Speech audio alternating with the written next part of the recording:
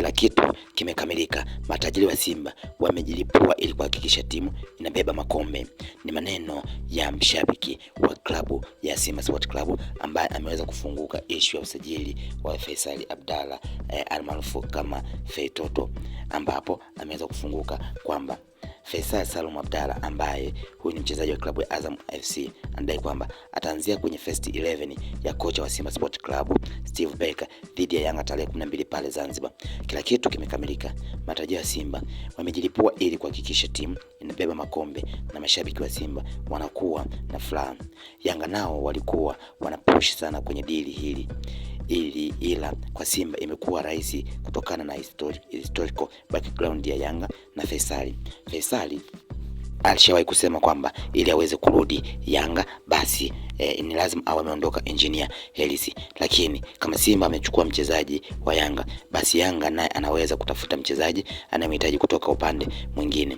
Kuongezeka kwa ushindani na nguvu za kiuchumi katika usajili kumeongeza mvuto kati ya Simba na Yanga, huku watu kama GSM Rostam Azizi na viongozi mbalimbali wakihusisha na kujenga Yanga kuwa klabu yenye uwezo mkubwa wa kifedha na ushindani. Leo tunafika kwenye hatua ambayo Selemani Mwalimu anatambulishwa na Simba siku ya Simba Day tarehe 8 Agosti, alafu baadaye anaonekana upande wa pili. Hili linazua swali kubwa, Selemani Mwalimu anaenda kucheza wapi na nafasi ya ndani ya kikosi cha Yanga ni ipi? Yanga tayari wana wachezaji kama Sharifu Sharulile, Clemens Mzizi na wengine wanaweza kucheza maeneo yanayofanana. Ukiangalia idadi ya wachezaji waliopo ni halali kujiuliza kama Mwalimu atapata nafasi ya kutosha ya kucheza kwenye klabu ya Simba.